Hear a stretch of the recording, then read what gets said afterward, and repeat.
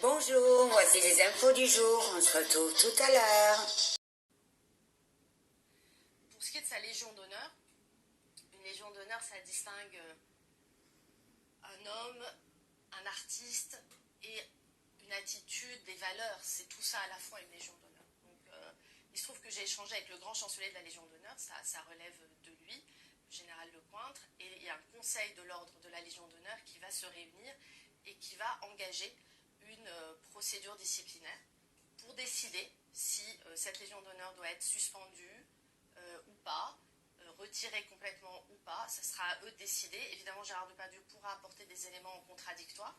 C'est une procédure qui va être enclenchée. Ça relève d'eux, mais je comprends qu'elle puisse être faite. Je pense que c'est important d'ouvrir cette question en tout cas.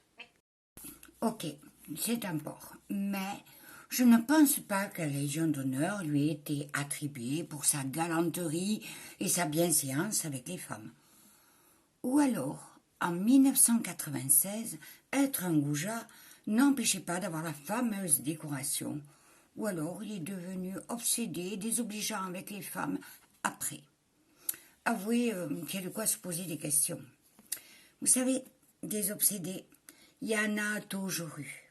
Aujourd'hui, grâce aux collectifs, aux associations, au planning familial, ils se tiennent à peu près à Coiroux. Quoique, dans ma jeunesse, ces animaux, pardon à mes amis les bêtes, agissaient en toute impunité, au nez et à la barbe de tout le monde.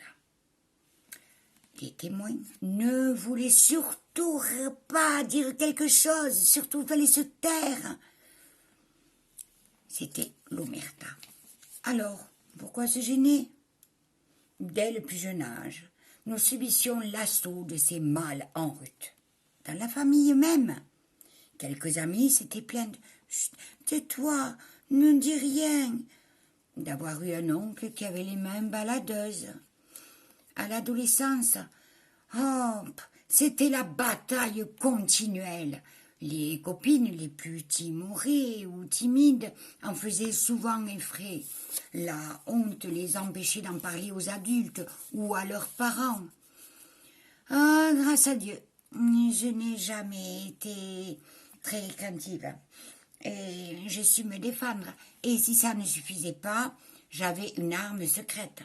Je savais crier très fort. Cette dernière tactique m'a sauvé la vie par 2 fois dans ma vie professionnelle. Coincé dans le bureau par un mal trop tactile et en chaleur, mon arme secrète les calmait illico. C'était quoi? Juste une phrase. Enlève tes sales pattes de là, car j'ai une voix à faire pâlir une corne de brume.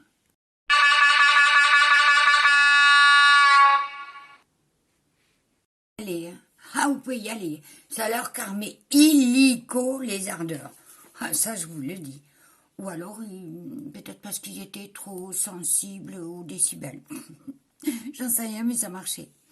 Si la menace phonique ne suffisait pas, un bon coup de genou qui ramène les roubignoles au niveau des amygdales, c'était radical. Bien sûr, le respect des femmes s'apprend dès le plus jeune âge. Le père doit être un exemple pour ses garçons. La mère doit y veiller. Éduquer un fils, c'est lui apprendre qu'il faut respecter les filles, puis les femmes, qu'il ne faut pas les harceler, ni les rabaisser. Éduquer les filles, c'est leur apprendre à se faire respecter. Bon, pas les inscrire à des cours de boxe, quoique, mais en leur apprenant à se défendre, à ne pas se laisser faire, en se faisant respecter pour les petites choses de la vie de tous les jours, les hommes hésiteront de tenter quelque chose de plus grave, sexuel ou autre. En bref, il est temps d'éduquer les hommes au respect, sans les diaboliser comme le font ces féministes ultra.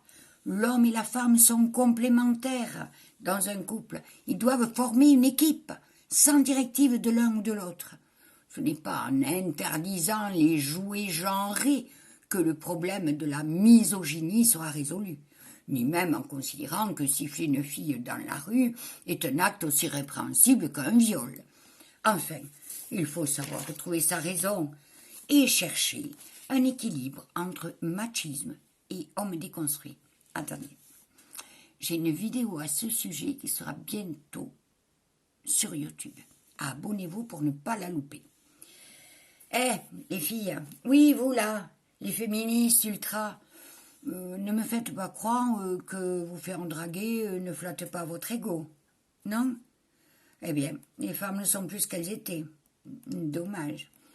Et vous, messieurs, les jeunes, vous arrivez encore à draguer sans passer pour un vieux porc? Alors, chers abonnés, j'attends vos réactions sur ce sujet. À bientôt.